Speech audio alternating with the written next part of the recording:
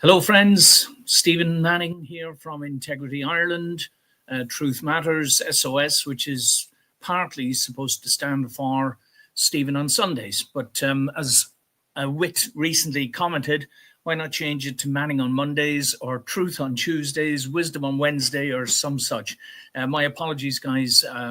Just a little bit chaotic of late. We've been traveling, myself and my lovely son, Danny. And yes, well, let's see now today. So as usual, what we're going to do is a talk about current events in context of the original principle. And that's the logo you see top right, guys. I think it's a fair comment to say that I've been speaking about this for some years now, talking about being in the age of wisdom.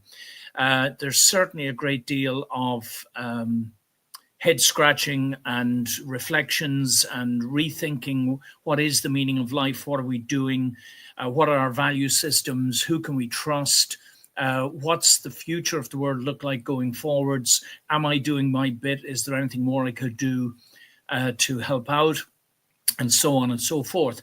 So today we're beginning with, we'll have a slideshow as usual, and today the title is Value Systems and the True Cost of Living.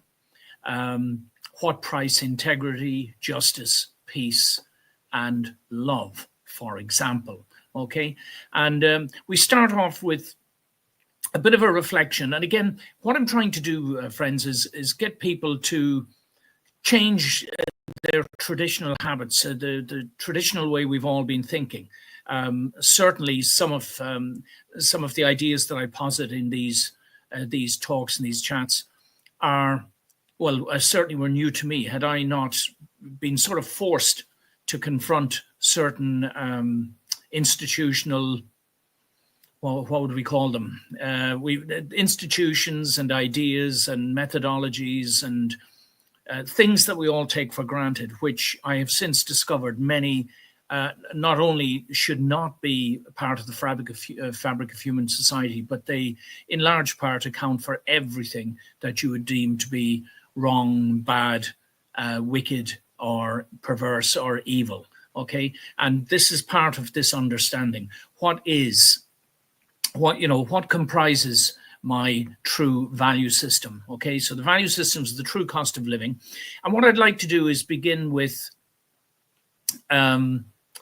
just a reflection on the wonderful turnout for the demonstration, the sort of anti-mass migration or anti-mass immigration and pro-Irish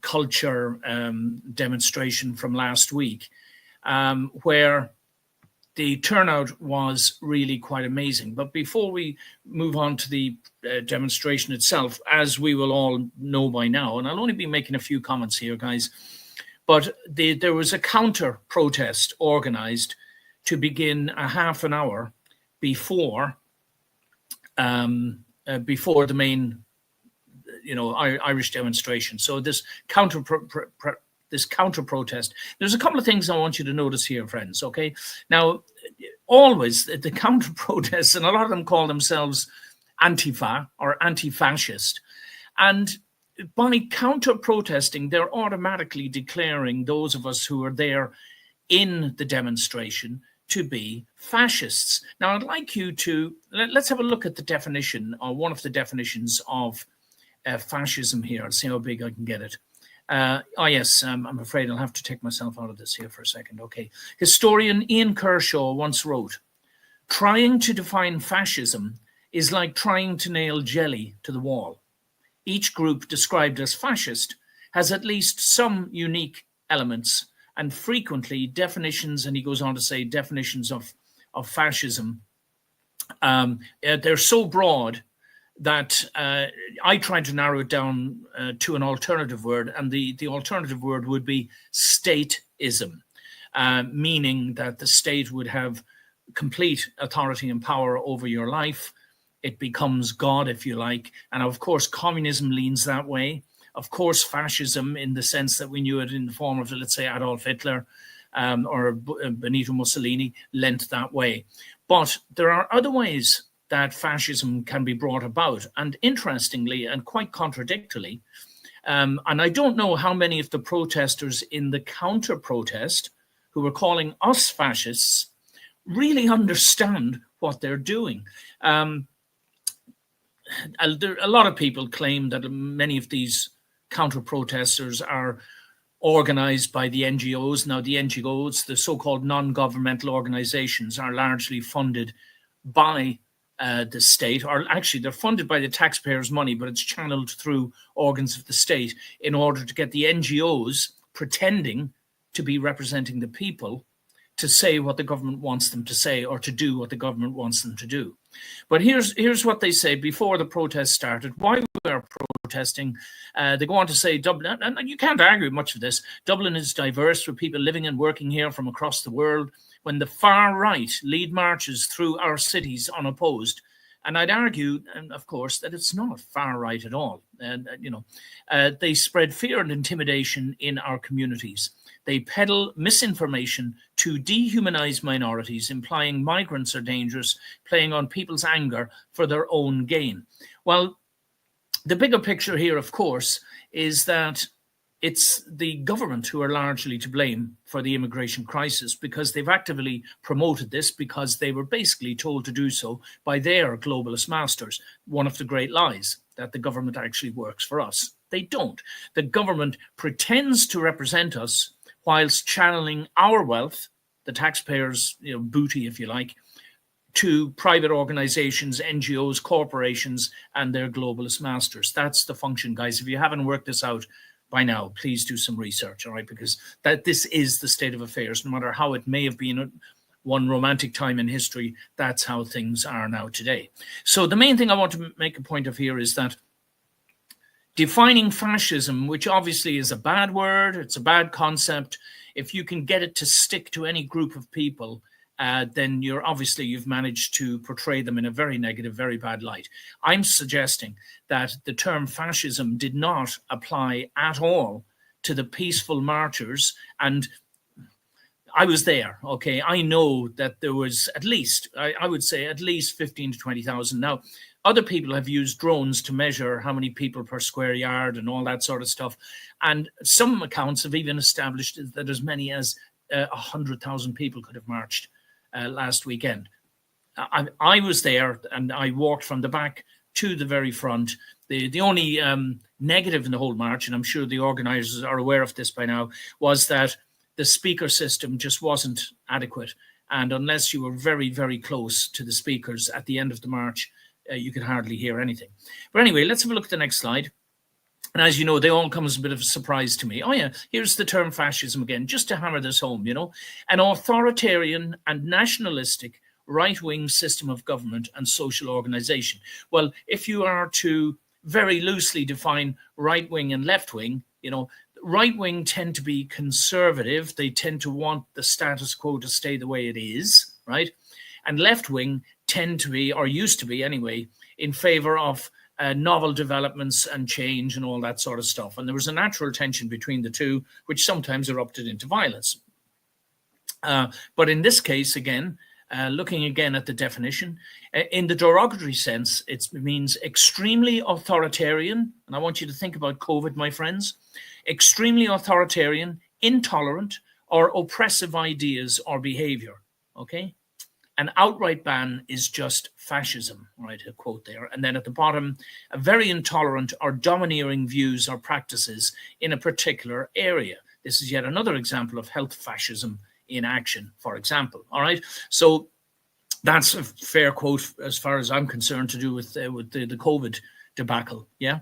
But very intolerant or domineering views, they say. Okay, so what else have we got here? So let's have a look. These were the counter protests.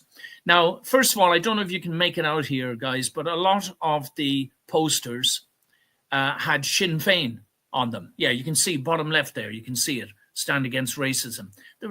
This wasn't about racism, as far as I could tell anyway. Certainly not on my part. Not when I'm married to a foreign woman. My children all foreign born. I've got brothers and sisters in my family that are black or mixed race. This I was there to protest against a reckless, out of touch, and arrogant government that are continuing to do what they want and what their paymasters want. But I want you to look closely here, guys, all right? First of all, there were some people wearing masks, some of them. Most had sunglasses and caps on and things like that. So clearly some of them weren't too keen to display their identity. They were very loud, very aggressive. I stopped for about 15 minutes, I suppose, at that point because they created a bottleneck on O'Connell Street. They were surrounded by guards. There was even mounted guards there. And I just remembered I've forgotten to include a few of the photographs. I'll do it next week, my friends. There were some I took of some friends there. But think now of the definition of fascism, all right? So some of the posters contained Sinn Féin logos. Others contained the the Socialist Party logos. Now, I just want to point out, now again, over 150,000 in the last 12 months. Tell the truth, friends, I put that in there and I've forgotten because I missed to do this last week. I've forgotten what that makes reference to. But I've done some research, but please look at some of the gestures. You can see the middle fingers being extended. The one, this person I've got circled, I can't say this lady because apparently it's a man. And it's her and her colleague to the right seem to be sort of protesters for hire.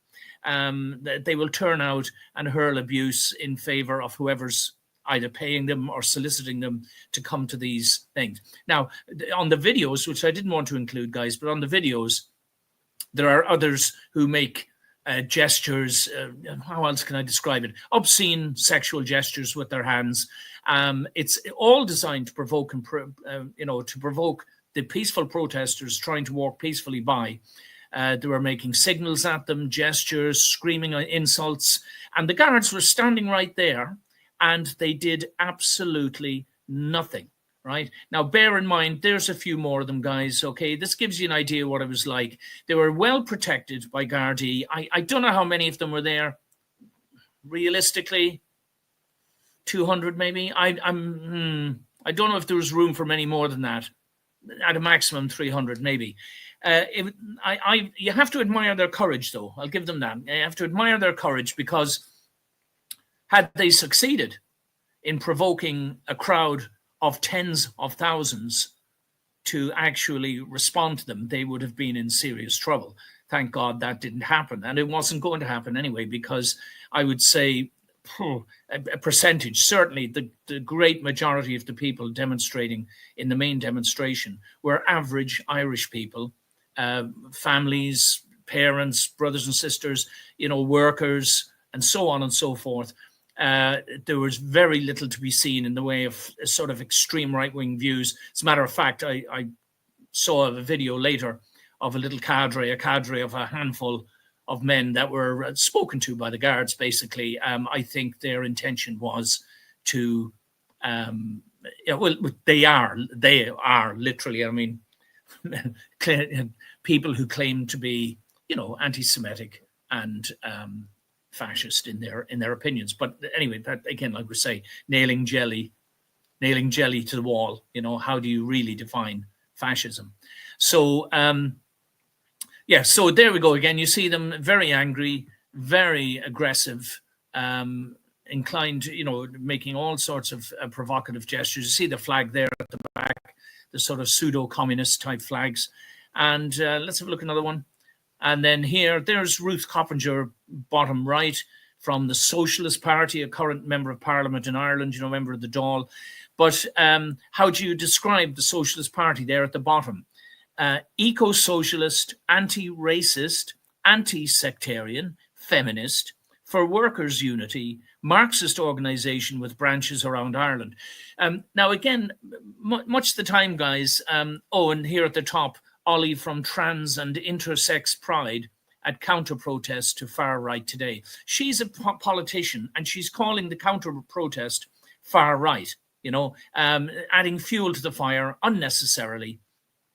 And I recall actually a couple of years back, one of my colleagues, Steve Kerr, attending a public, a meeting, wasn't it? A sort of a local meeting that she held, and she promoted it, and she was there at the top table with 3 or 4 of her aides next to her, and it was supposed to be a town hall meeting where the politicians answer questions, of the public.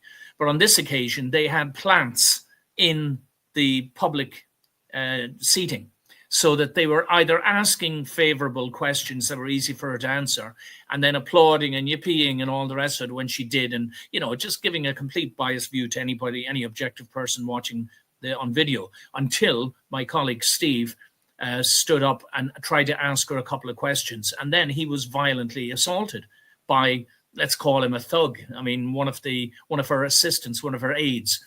He pushed Steve and punched him in the chest, I believe, ripped his phone off his hand and flung it at the wall and smashed it to smithereens. I know Stephen took a private lay prosecution against him. I didn't find out what the outcome of that was, but I do hope that thug was taught a lesson. That's fascism in action, if you ask me. So, and then finally, here's this guy. And the reason I pulled this guy up, there was a video of this guy here. He's like, if you were to, make a little mannequin of a football hooligan from England, from Millwall or something like that. Apologies to the good Millwall fans out there, but you're rather famous for stirring it up on the terraces. Anyway, this guy was there at the fence. There's guards standing right and left of him. He's beckoning the people in the crowd. He's beckoning them, come on, I'll give it to you, and punch and all this. Very aggressive gestures. It goes on for certainly about half a minute, really aggressive, at least on the video that I saw. And I want you to understand, guys, and here's the text of, it shall be an offence for any person in a public place to use or engage in any threatening, abusive or insulting words or behaviour with intent to provoke a breach of the peace, or being reckless as to whether a breach of the peace may be occasioned. Okay? And as you see down the bottom there, it says you can get a $1,000 fine, euro fine, or be put in jail for 3 months. Now, how am I so familiar with this? Well, they've used this one on me twice, falsely. And the first allegation was, that I did things that we had videos showing it never happened.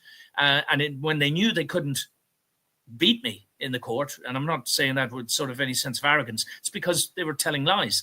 And we had the evidence to prove the truth. They basically held the hearing while I was on the train up at the Supreme Court, and then claimed that I'd missed a hearing that hadn't even been scheduled. And on the basis, they found me guilty in my absence without any legal representation whatsoever. It's an absolute violation of your fundamental human rights. I wasn't allowed to enter defense. I had no legal representation. And I was put in jail for 3 months, only served a month of it or so. That was back in 2017.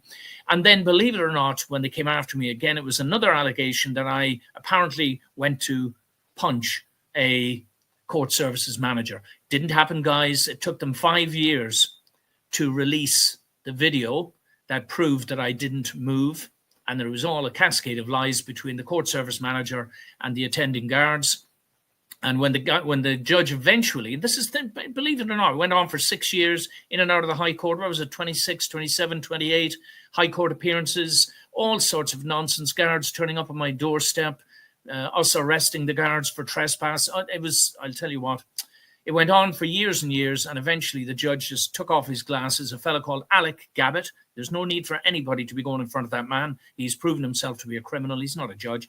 Wipes his glasses and says, I choose to believe the oral testimony of the guards, even though he had just watched a video that proved that they were lying.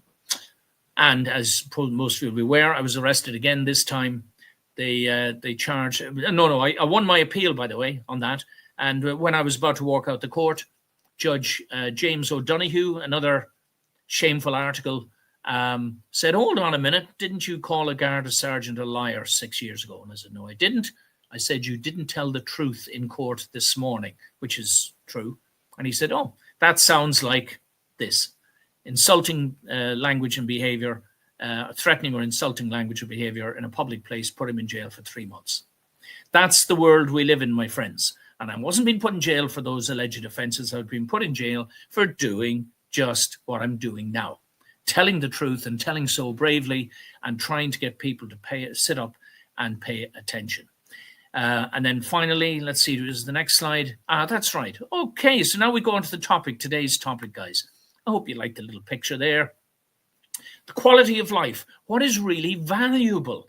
Now, please bear with me on this, guys. This is in my book, the Crisis Color Coup book, which I can pop up later on.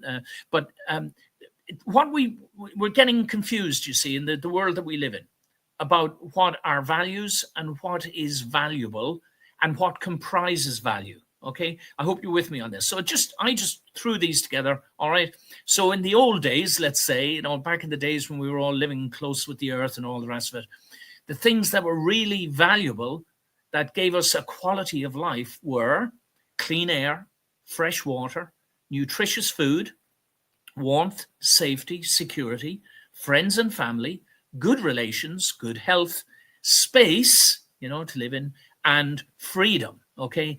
And the attitudes that would complement those things and make, obviously personal attitudes would be honesty, integrity, kindness, compassion, empathy, cooperation, consideration, generosity, selflessness, personal fulfillment, and the joy of life.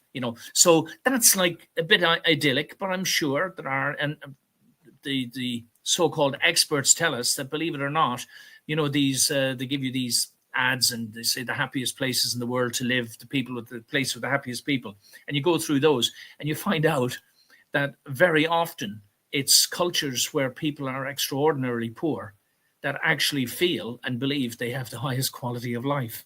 Isn't that interesting? And often places where there's plenty of money and stuff, where people feel lost and bewildered and aimless. They're absent the meaning of life. So just bearing that in mind, guys, I hope you'll agree with me. This is what makes life sort of worth living, these things. And then ask yourself, how many on that list, particularly on the left, the things, how many of those things have since been monetized, okay, by the corporations and the governments all around the world, okay? Now, so the question here, but are my values truly valuable? Okay, 4 points. I borrowed this off another thing. Thank you to those people whose images I've copied and borrowed here. Values carry an individual's concept of right and wrong. Okay, so it's very subjective, in other words. So I can have a set of values that say it's absolutely all right to have a business that is extraordinarily profitable, but it might be doing so at other people's expense. But it's my concept of right and wrong. Is it okay? Sure, it's just business. Remember? Yeah. Principles that guide our lives. All right, these are the values, principles that guide our lives. They are designed to lead us to our ideal world. This one now I agree with. And if you'll recall, friends, some of my previous videos that I've done a couple now about the proverbial Garden of Eden, and how that image is actually what we're all trying to return to, and we don't know enough about it because nobody's experienced it. It's just a story in the Bible type of thing, or in myths, cultural stories. But we've got to start imagining what that would be like, and what is different in the world that we live in today, because invariably you'll find that if you can have an image of what the Garden of Eden would look like, and I can tell you, for example, first of all, there would be no religion in it. There would be no large corporations in it. There would be no governments. There would be no, basically all of the large autocratic systems that drive and matrix all around the world today, all of those systems. And I'll just pull this up really quickly. I've got, they would not exist. This is the slide. I usually pop it in at some point every week. If you want to freeze it and read it through, I don't want to go all over again, guys. But the simple idea is concept, plans, and actions. Everything is done in that order. Everything that's consciously done is done in that order. If the concept is flawed, the plans and the actions will have a bad or an evil or a wicked outcome. It's as simple as that. Okay. So let me just retrieve this one. Yeah, that's it. I'll come back here. Back to this slide. So number 3, values define what is of worth, what is beneficial and what is harmful. Now, I put in the $ and the heart on the left because I'm positing here that there are 2 opposing and competing sets of value. And it is the job of the people I keep referring to as the diabolicals to try to monetize all of the original humane values, because that's how they can control them.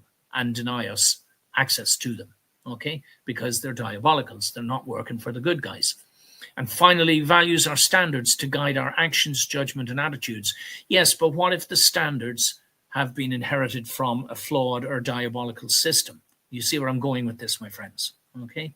The slides now, as they come up, a little bit of a surprise because I don't have them in front of me before they pop up. So just a quick one then. So the point I'm making here is that it seems to be all about money, does it not? Yeah, it's all about money.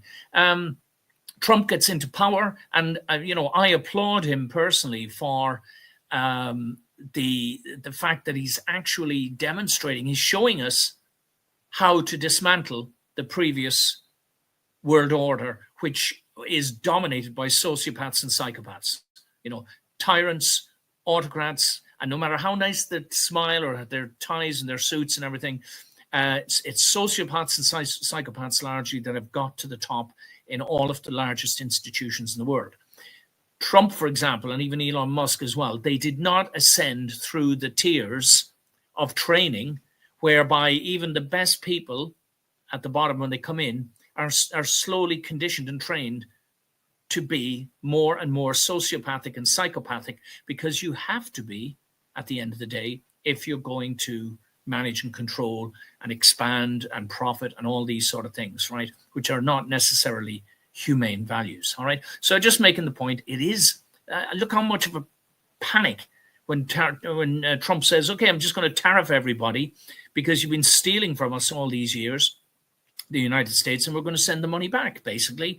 And if you want to do business with us, which you have to, he sort of got them caught by the ears, basically. And he said, you've got no choice. We're the biggest trading partners. And if you want to do business with us now, we're changing the game. And there was a major, major panic, was there not? But all of a sudden, Vander offers Trump 0 for 0 tariffs deal. Now, who is Vander Leyen? Well, Ursula von der Leyen is herself mired in controversy at the moment. Excuse me. And I want to show you this. This is a comment by a man, I'm not sure who he is, on X there, Che Bows. Thanks, Che. I hope you don't mind me borrowing this. I like the fact that he calls her the Euroführer. Okay, we're talking about fascism. We're talking about values. She is, in all but, the Nazi salute and the little Hitler mustache and Nazi uniform, she has all the traits. I'm sorry to say.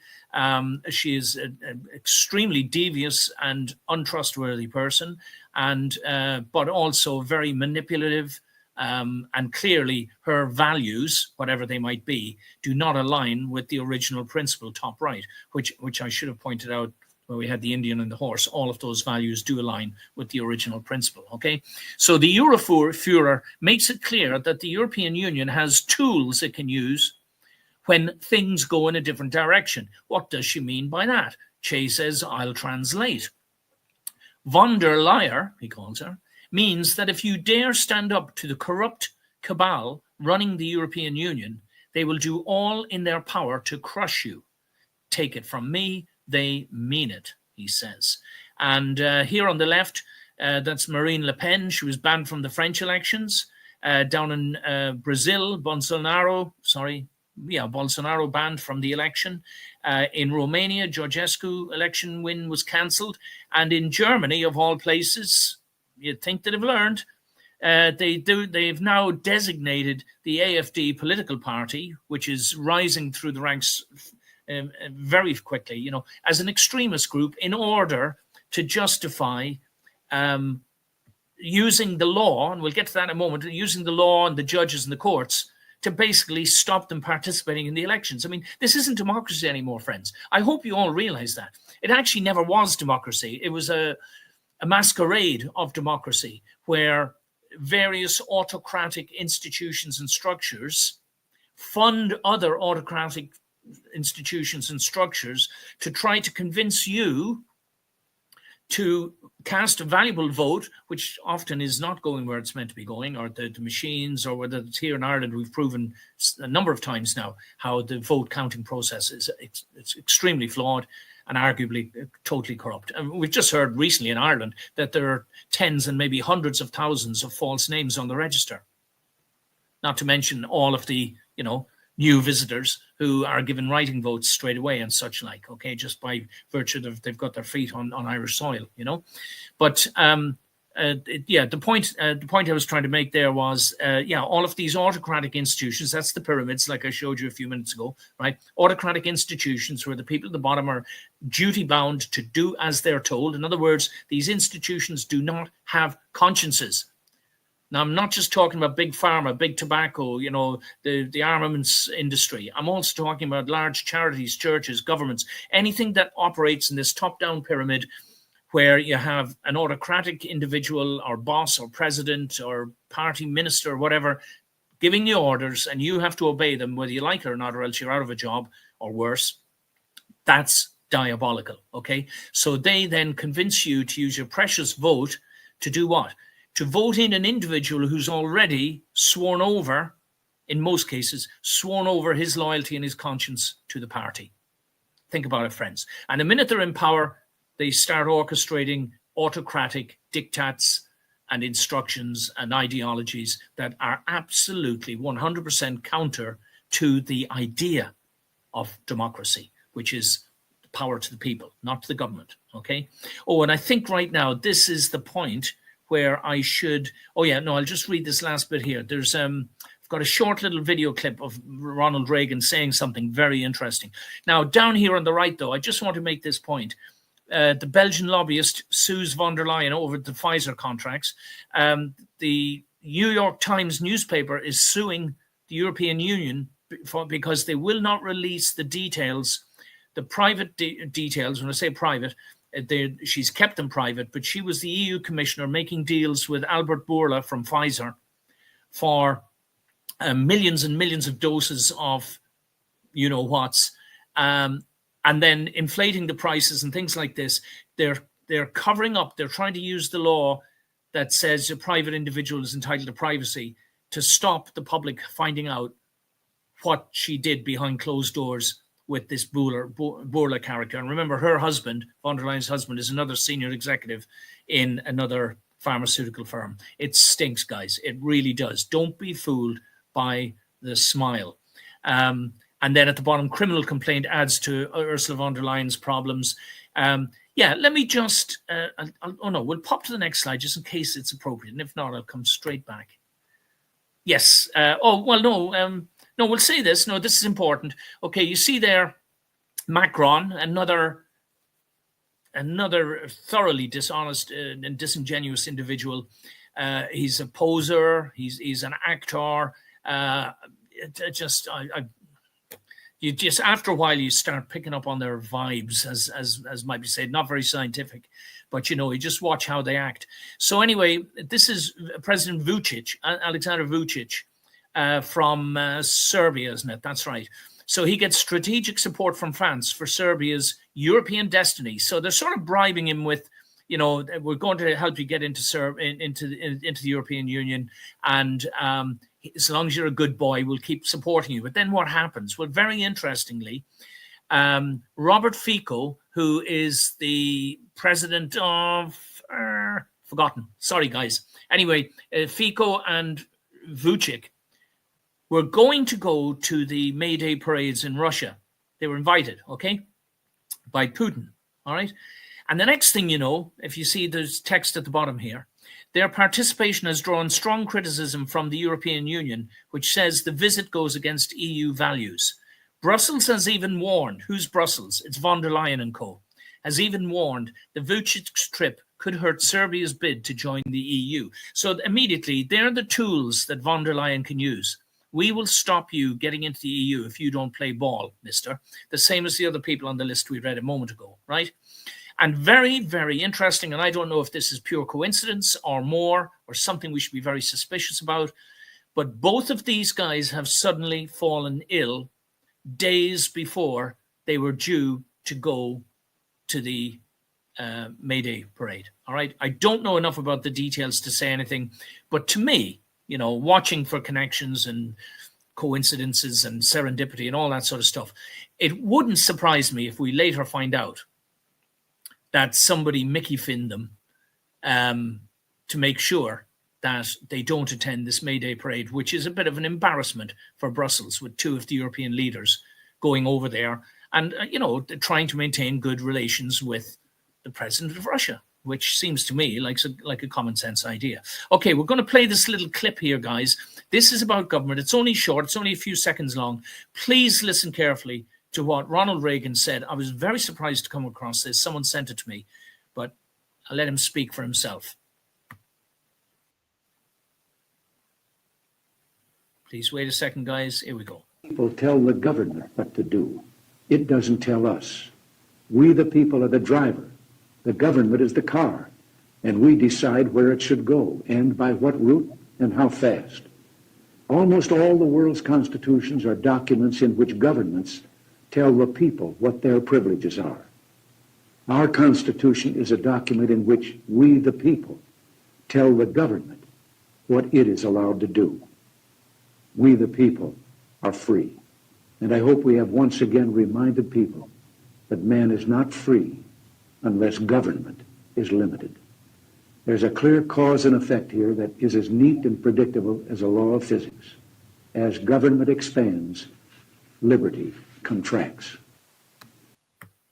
So I hope you picked up on that. As government expands, liberty contracts. This fits in, sorry, I'll do it this way, absolutely with the concept of the original principle, which reminds us that we are actually sovereign beings of spirit, mind, and body. And other than having well-intentioned people like our parents or our friends or elders in the community to protect us and guide us as we learn to become responsible enough to look after ourselves, other than that, all of these so-called authorities, as far as I'm concerned, can take a long walk off a short pier. All right. None of these structures are either godly or heavenly to be. And for those atheists out there who don't like the use of religious language, none of them are good. All right. They're not essentially good, intrinsically good. They cannot be, because in order to participate in their structures, there's a price to pay. And the price is the surrender of your own conscience, your own decision-making process that might be based on that conscience, your own free will, to a certain extent at very least. And in return, you get your 30 pieces of silver, don't you? I was only driving the train to Auschwitz, as I like to keep saying. All right, let's press on, guys. So the next slide, which is always coming as a... Oh, sorry, I've got to add to the stage. Here we go. And again, just re-emphasizing the point again, that Trump, with his tariffs and many other decisions he's made, is actually showing us. And let me make this clear, guys. This is really important, because in as much as I've got a handle on this thing and I'm starting to work out that, there was an original model, the kingdom of heaven on earth, and there's this other model, the kingdom of hell on earth. It's that latter model that we're living in at the moment, guys. All right. Now, things are happening behind the scenes, messiahs, religions, social movements, human rights, all that, to try and nudge us back there. And I believe that that's another story for another day, but I did study in a seminary for several years and world religions and all that. And I've got a handle on that enough to understand that the way things are, the structures of the world, that Trump is taking an axe to, basically, but he's, and obviously the immediate thing to be said is, oh yeah, but he's president of America. He's at the very top of one of these big diabolical structures. Yes, but he's using his particular diabolical structure, if you like.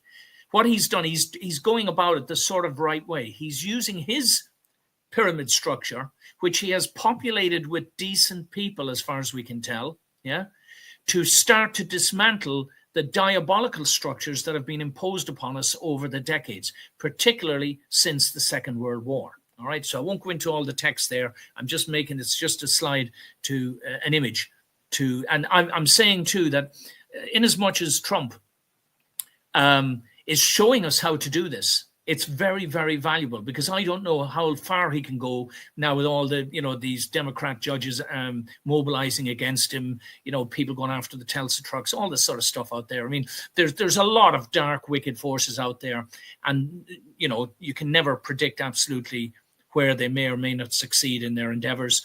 But Trump is the first world leader in an awful long time in such a powerful position who has taken an active stance against the diabolicals. And as I said, even if it's cut short by tragedy or through the anticipated corruption of his own system, because they're all bound, aren't they? They're all bound by laws, rules, regulations, diktats. They're all fighting over them now.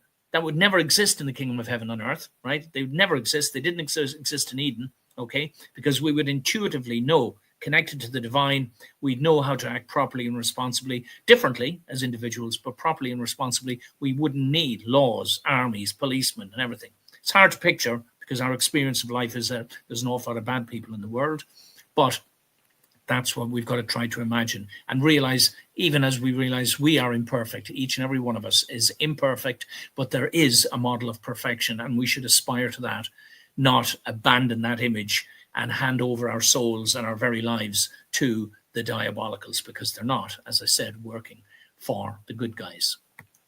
Which brings us to, yes, here are a slew of Irish politicians. I've used this slide from a Gripped Media video. I'm happy to mention them because Gripped Media, I think they're offering subscriptions for as little as only €2.50 a week. It's €2.50, I think. But they're probably the only, quote, mainstream media outlet, even though they've always been, but they've managed to get in. They managed to get into these press conferences and everything and ask hard questions of politicians that they're not being asked by the rest of the tepid, tame, bought and paid for mainstream Irish media. All right. So that's a little plunk there. So what does a political sociopath actually look like? Here are some examples. And I don't care, frankly, any single one of you. If you don't like what I'm saying, sue me. All right. Let's take this into a court. We'll publicize the definition of what a sociopath or a psychopath is, and let's see if you fit the bill. Okay. I am saying you have to be sociopaths to do what these people are doing. They've switched off their consciences. They're in the pay of somebody else.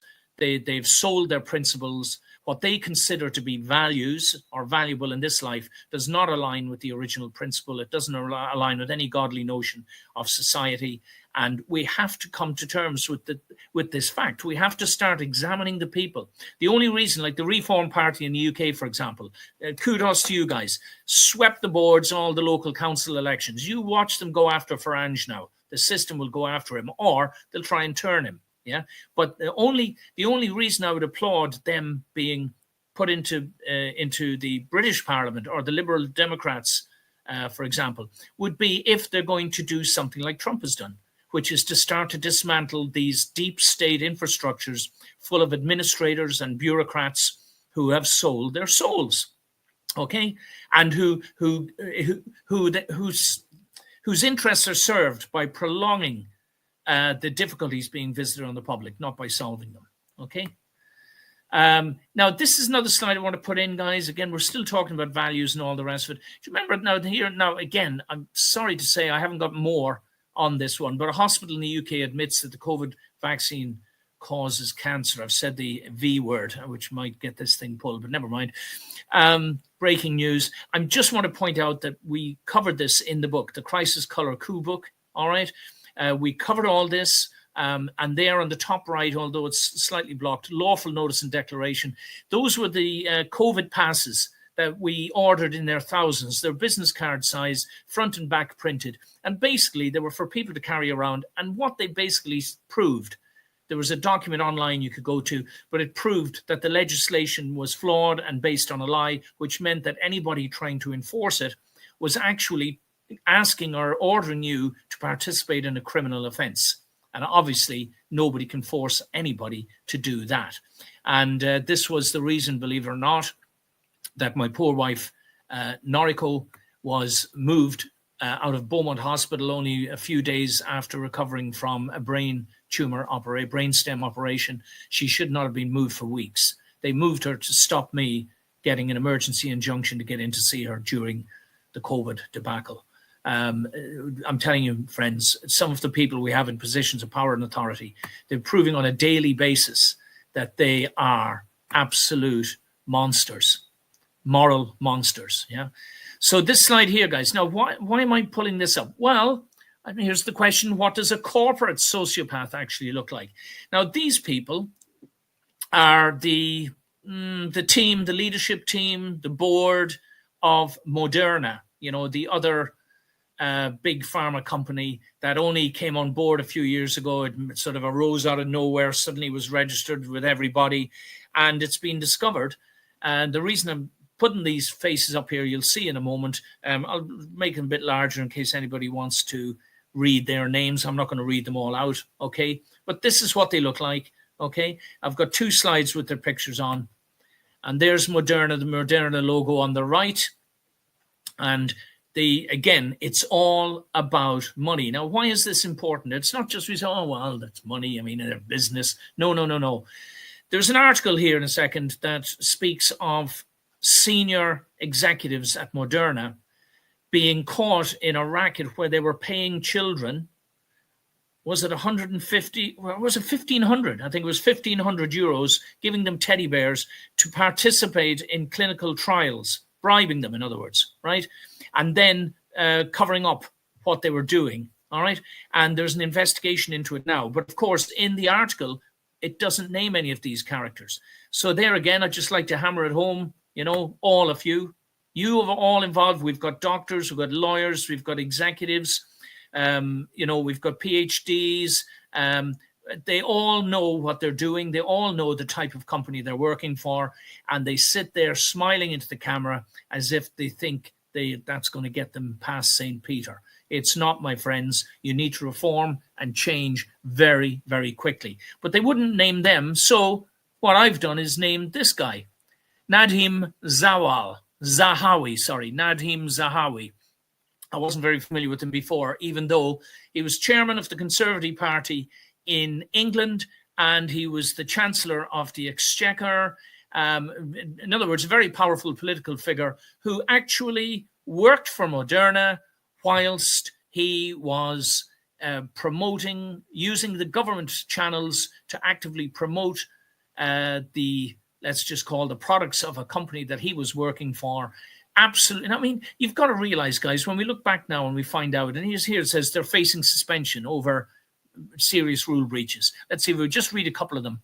They've been forced by its UK regulator to submit to a full compliance audit after 2 senior executives. Where's their names? You know, were caught misleading the regulator, and a third was found to have flouted industry rules by covertly publishing articles promoting the company's COVID vaccine. I think that's him on the right. They were publishing articles under another name. This guy here, Zahawi, I think, on the right.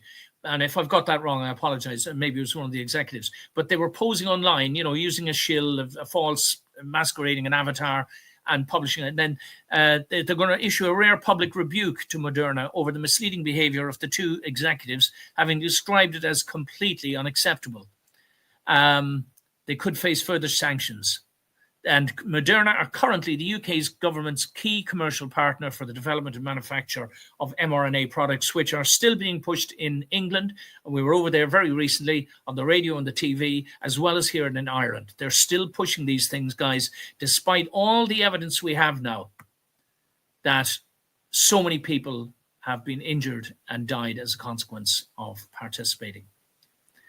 Monsters, my friends. We've got to start seeing who they are. They may not start off like we say. It's not a few rotten apples in the barrel. It's the barrel itself. The corporate barrel is rotten, and every apple that goes into it, no matter how good and sweet and kind and pure they are at the beginning, if they stay in there long enough, they become rotten as well. Certainly if they want to be promoted. Okay. I have to remind myself now what this one is, my friends. Oh, yes, again, and on the same subject, just quickly, because we're running through now, I've got to keep going. This was about ivermectin over here on the right. If you want to follow up and go and see what this man, Zach Onsrud, has to say about this, please have a look. But this sort of magic wonder medicine that doctors were being jailed in Australia for trying to issue it. And as you see by the headings on the left here, ivermectin for treatment of COVID-19, a systemic review. It's still contentious and controversial, it says. Then you have CNN saying The CDC, that the Centers for Disease Control, Fauci and co, in the US, warns against the use of it. They were calling it horsewormer and everything just to devalue it, Another one says a review summarized findings from 27 studies of the effects for the prevention and treatment of COVID, etc. And CDC warns again against using it. Why? Because they didn't want anything to interfere with the pre-planned rollout of the injections. All right. And again, if you read this, the Crisis Color Coup book, I'll just throw it up really quickly here, guys. There's the Crisis Color Coup book. If you read that, we've even got pictures in there, guys, of orders of COVID-19 test kits that were made in 2017. Work that out for yourself. How did they know it was coming if it was all such a big surprise? All right. So then again, I'm just pointing out the hypocrisy, the lies, and the audacity with which they continue to lie to us and force us. Now, this slide, many of you will have seen before. 3 necessities for evil, 3 necessities for good. There's your dollar sign and your golden heart sign again, just to tie in with what we saw earlier. Very simply, guys, you can freeze this. I'll enlarge it for a second. You can freeze this and take your time to read it. But basically, 3 necessities for evil. To get an evil outcome, first of all, you have to have the urge to dominate, all right, which means sociopathic behavior. Okay. Secondly, you have to have the means to dominate, which requires structures and systems, mostly these autocratic systems, okay, autocratic hierarchies, okay. And thirdly, there are material rewards for domination. So that's what a lot of these structures are doing. Check it out for yourself. Check all the vices: greed, domination, force and violence, sociopathy, dishonesty, blah, blah, blah. And then over on the right, 3 necessities for good. First of all, the urge to nurture, which is empathetic behavior. Secondly, an individual decision to nurture. You can do it just off your own bat. You don't need a structure. It helps if you have a group of people helping you, but not too big, or else it becomes diabolical again.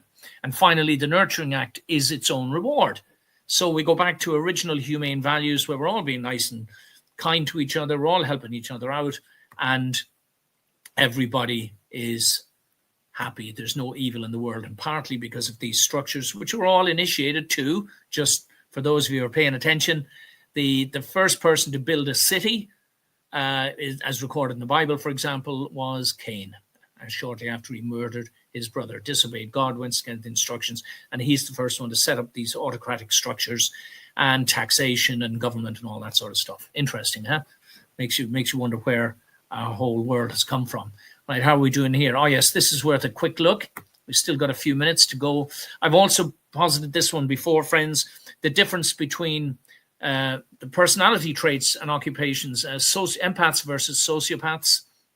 That first column on the left, the white column, that's listing 1 to 10 in the order. So in other words, you'll find the highest percentage of empathetic people. Now, you'll find a few bad eggs in there as well, but amongst care workers, of course, there's been a few psychopaths and sociopaths in there. We've heard about them, injecting old people and doctors who kill people and stuff. They're clearly not empathetic, but they've slipped through the net somehow. But most care workers, nurses, therapists, for example, craftspeople, most of them are high up on the empathetic scale. And in contrast, if you go over on the right there, the sociopaths and psychopaths, the top 2 professions there, and third one, even the media, the mainstream media. But first, CEOs of international corporations.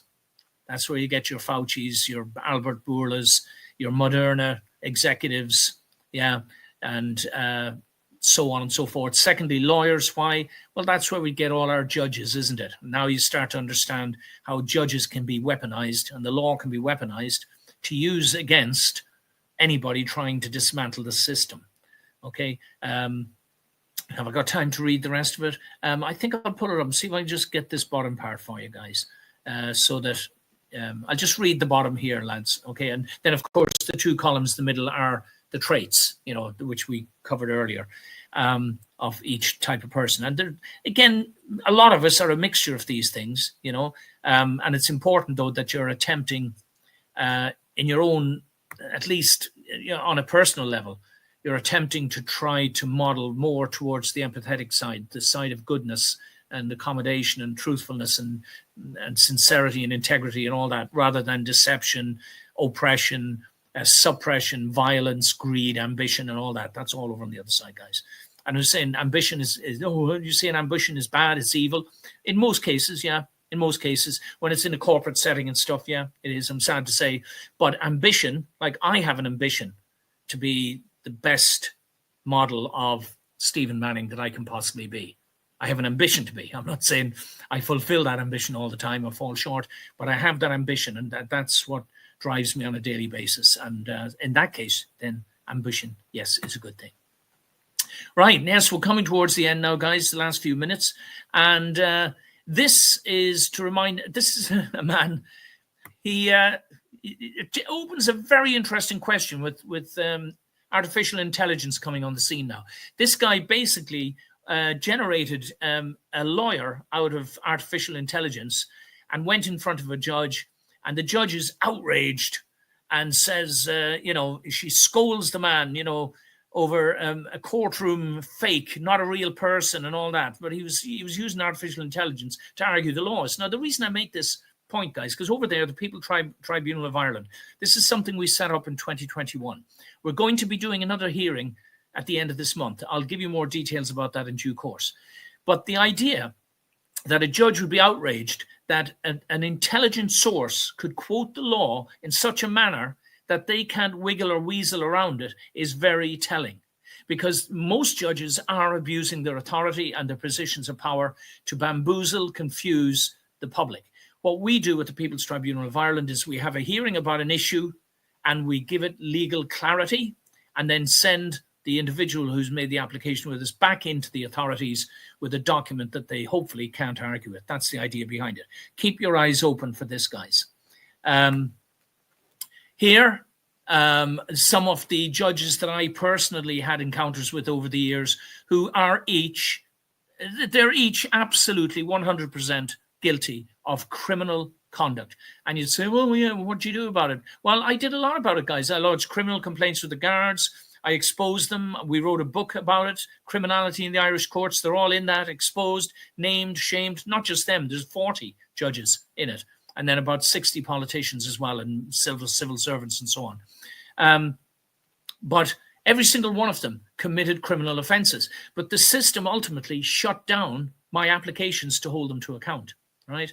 It's just disgraceful and disgusting. There's another few of them as well, and I'm just pointing here briefly, because we're running out of time, pointing briefly here on the right to Pat Clohessey's work. Please go and look at it.